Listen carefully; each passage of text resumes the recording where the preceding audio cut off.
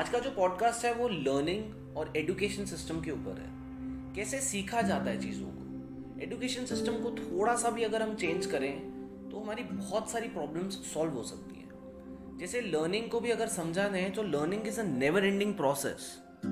Every human being keeps on learning till the end of life. मतलब हम ये usually बच्चों को ये चीज़ कभी नहीं सिखाते हैं कि लर्निंग जो है वो नेवर एंडिंग प्रोसेस है। हम बच्चों को किस तरीके से मैनिपुलेट करते हैं कि बेटा आपको बस 8वीं तक पढ़ना है, उसके बाद आपको 10वीं तक पढ़ना है, आप बस आज का एग्ज़ाम कंप्लीट कर लो, उसके बाद आप फ्री हो, फिर आप 12वीं पास कर लो, फिर आप फ्री हो, फिर आप कॉलेज के एग्ज़ाम्स फ्री कर लो, फिर आप फ्री हो। It's a never ending process. अगर हम बच्चों को इस तरीके से सिखाएंगे ना तो मेरे को लगता है बहुत सारी प्रॉब्लम्स हमारी सॉल्व हो सकती हैं ना। मेरा आज का जो पॉडकास्ट है वो एक मेजर प्रॉब्लम को हाईलाइट करने के लिए, specially for the B schools. B schools में मुझे बहुत बड़ा एक लूप होल नज़र आता है जो आफ्टर IIMs के बाद जितने भी कॉलेजेस हैं, जितने भी बी स्कूल्स आते हैं, उनमें सब में आई थिंक यही स्ट्रैटेजी फॉलो होती है और यही सबसे बड़ा लूप होल है। IIM सबसे ऊपर क्यों है? बिकॉज उसकी एक ब्रांड वैल्यू बन चुकी है। मे बी शायद स्टूडेंट्स वहाँ के भी ऐसे हो सकते हैं। आई एम नॉट टॉकिंग कि सारे स्टूडेंट्स एक जैसे होते हैं, बट कुछ स्टूडेंट्स हो सकते हैं। But because of this brand value उनको जॉब अच्छी मिल जाती है, उनको पैकेज अच्छा मिल जाता है। तो ऐसा क्यों है कि बी स्कूल्स के जो आफ्टर दिस ब्रांड वैल्यू के बाद जितने भी बी स्कूल्स आते हैं उनमें ये प्रॉब्लम क्यों नज़र आती है? सबसे बड़ा मुझे लूप होल जो नज़र आया, because when I join B school तो मेरे पास इंडस्ट्री का एक्सपीरियंस था फॉर 3 years। तो मुझे थोड़ा बहुत स्टैंडर्ड्स पता है। मैं बहुत सारी चीज़ें ऐसे सोच के गया था कि ऐसा ऐसा हो सकता है, क्योंकि मैंने अभी तक वैसा ही सुना था। बिकॉज जितने भी एक्सपीरियंस्ड मैंने आसपास के देखे थे and then they join B schools, उनका सिनेरियो कम्प्लीटली डिफरेंट था। बट जब मैंने ज्वाइन किया तो मुझे कम्प्लीटली डिफरेंट लगा, क्योंकि जहाँ मैंने ज्वाइन किया था कि वहाँ सारे के सारे फ्रेशर्स थे। जहाँ पे सारे फ्रेशर्स होंगे उनका माहौल कम्प्लीटली डिफरेंट होगा। तो मुझे जो सबसे बड़ा लूपहोल ये नज़र आता है कि वहाँ का जो करिकुलम है वो इंडस्ट्री स्टैंडर्ड्स और इंडस्ट्री एक्सपर्ट्स के अकॉर्डिंग नहीं है। इंडस्ट्री स्टैंडर्ड्स एज इन कोई भी चीज़ ऐसी सिखाई नहीं जाती जो एक्चुअल में यूज़ होनी होती है। रियल लाइफ के अंदर हम कैसे यूज़ करते हैं। देखो क्या होता है कि एजुकेशन सिस्टम जो है ना, आप इसको आफ्टर ग्रेजुएशन के बाद थोड़ा सा चेंज कर सकते हो। बिकॉज ग्रेजुएशन में तो क्या होता है ना कि बच्चा स्कूल से जब बाहर निकलता है वो थोड़ा सा उस तरीके से होता है, तो उसका थोड़ा स्ट्रिक्ट शेड्यूल होना चाहिए। तो उसको थोड़ा सा चीज़ें समझने में टाइम लगता है, तो वो थोड़ा टेक्निकल जोन में भी जा सकता है। Because at this point of age वो बहुत सारे डिसीजंस ले सकता है कि मेरे को इस डायरेक्शन में जाना है, मुझे उस डायरेक्शन में जाना है।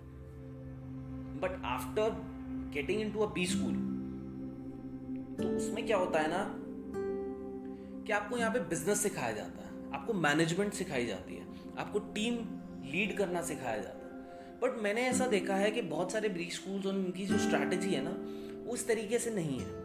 उनकी स्ट्रैटेजी बहुत डिफरेंट है। उनका है कि हमने बस एक करिकुलम बनाया हुआ है, इस 2 साल के अंदर हमें करिकुलम ख़त्म करना है और बच्चों को बताना तो है कि देखो इंडस्ट्री में ऐसा ऐसा ऐसा होता है, लेकिन उस तरीके से कभी सिखाएंगे नहीं। बिकॉज वो सारा कोर्स करिकुलम जितनी बुकिश लैंग्वेज है उसके थ्रू सारी चीज़ें पढ़ाई जाती हैं। बट मुझे ऐसा लगता है कि बी स्कूल्स में कभी भी ना आपको स्ट्रैटेजी चेंज करनी चाहिए। बिकॉज क्या है ना कि जब आप इंडस्ट्री के अंदर एंटर करते हो ना तो आप फिर से वैसे ही बन जाते हो जैसे आपको ऐसा लगता है मैं अभी भी स्कूल में एंटर किया है। बिकॉज जो भी इंडस्ट्री के स्टैंडर्ड्स होते हैं वो कम्प्लीटली डिफरेंट होते हैं। तो बी स्कूल्स को ये चीज़ समझना बहुत ज़रूरी है कि अगर आप फ्रेशर हो, अगर कोई भी फ्रेशर है, वो इतना डरा हुआ क्यों होता है जब भी वो प्लेसमेंट्स में बैठता है? ऐसा डरा हुआ क्यों होता है?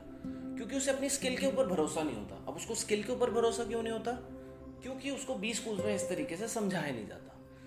फॉर एग्जाम्पल, अगर कोई भी स्टूडेंट ऐसा है जो चाहता है मैं डिजिटल मार्केटिंग का एक्सपर्ट बनना चाहता हूँ, बट वो बुकिश लैंग्वेज देख के कभी भी डिजिटल मार्केटिंग एक्सपर्ट नहीं बन सकता अनटिल अनलेस वो कोई भी कोर्स ना करे। अब कोर्स करना वो यूजुअली क्या होता है कि through out the course, through out the curriculum में क्या होता है वो सारी चीज़ें कर लेता है। उसके बाद जब प्लेसमेंट्स में बैठता है तो उसे कुछ नहीं आता होता डिजिटल मार्केटिंग। तब वो किसी बाई चांस किसी कंपनी में बैठता है तो वहाँ पे एज अ फ्रेशर होता है, वो इतना डरा हुआ होता है, उसको डिजिटल मार्केटिंग की सारी बुकिश लैंग्वेज तो नॉलेज होती है, बट उसको समझ नहीं आता कि मैं कैसे उसको इम्प्लीमेंट कर सकूँ। जब भी आप कोई चीज़ को प्रैक्टिकल करते हो ना, तो आपका कॉन्फिडेंस बहुत ज़्यादा हाई हो जाता है। आपका कॉन्फिडेंस इतना बूस्ट हो जाता है कि आपसे वो कैसे भी ट्रिकी क्वेश्चन पूछेगा, आप उसका आंसर दे सकते हो। बट जब आप बुकिश लैंग्वेज को देखते हो, आई अंडरस्टैंड बुकिश लैंग्वेज भी ज़रूरी है, क्योंकि हमें कुछ टेक्निकल लैंग्वेज उसकी सीखनी पड़ती है। बट जब तक हम उसको प्रैक्टिकल नहीं करेंगे, तब तक हम उसको इम्प्लीमेंट नहीं कर पाएंगे। तो यही बी स्कूल्स में ज़्यादातर मैंने देखा है कि कोई भी प्रैक्टिकल चीज़ नहीं होती है। वो ट्राई तो बहुत करते हैं, बट उनको इंडस्ट्री स्टैंडर्ड्स के अकॉर्डिंग वो मीट नहीं कर पाते हैं। वो डिफरेंट हर ईयर अगर आप देखोगे, बी स्कूल्स हमेशा कुछ ना कुछ अलग करता है। मतलब आज उसने एक कोर्स को ऐड कर दिया, उसने कुछ डिफरेंट करके दिखा दिया, बट वो अभी भी चीज़ नहीं है जो बेसिक थिंग वो मिस कर रहे हैं। वो है कि आपको इंडस्ट्री के एक्सपर्ट से मिलवाना पड़ेगा। इंडस्ट्रीज़ के जितने भी एम्प्लॉयज़ हैं उनके साथ एक मीटिंग करके या उनको इनवाइट करके उनको उस तरीके से समझाया जाए, उसको उनकी लैंग्वेज में सिखाया जाए। बिकॉज क्या होता है ना, जब तक आपने कभी इंडस्ट्री को नहीं देखा होता, आपको कुछ नहीं पता कि बिजनेस कैसे होता है, मैनेजमेंट कैसे होता है। अगर आप उन सब चीज़ों को अगर दिखाओगे, अगर उनसे प्रैक्टिकल एक्सपीरियंस दिखाओगे, तो ही वो उनका कॉन्फिडेंस बूस्ट होगा, तभी वो अच्छा डिसीजन ले सकते हैं। अभी तो क्या होता है ना कि ज़्यादातर बी स्कूल्स अभी भी फोकस इसी पे करते हैं कि जो जिसके ज़्यादा पॉइंटर्स आएंगे ना, उसकी प्लेसमेंट हो जाएगी। बट ऐसा कभी भी नहीं होता। जो जिसके ज़्यादा पॉइंटर्स होते हैं वो सिर्फ बुकिश लैंग्वेज में रहता है, वो प्रैक्टिकली कुछ नहीं कर पाता। तो ऐसा आज भी है। मतलब ज़्यादातर तो हम ये सोचते थे कि जो स्कूल में टॉपर होगा ना, वही आगे एडमिशन ले पाएगा, लेकिन ये सेम बी स्कूल में भी है।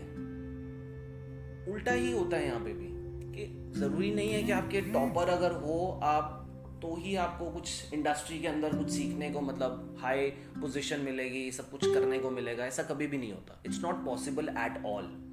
तो आपको समझना पड़ेगा, साइकी समझनी पड़ेगी कि बच्चे जो ज़्यादातर फ्रेशर्स होते हैं क्यों। अच्छा, अगर आपने ये भी बहुत बार देखा होगा कि ज़्यादातर जो एम्प्लॉयर्स आते हैं किसी स्टूडेंट को लेने के लिए, फॉर द अपनी जॉब के लिए लेने आते हैं, तो हमेशा वो ये कहते हैं कि ये फ्रेशर है।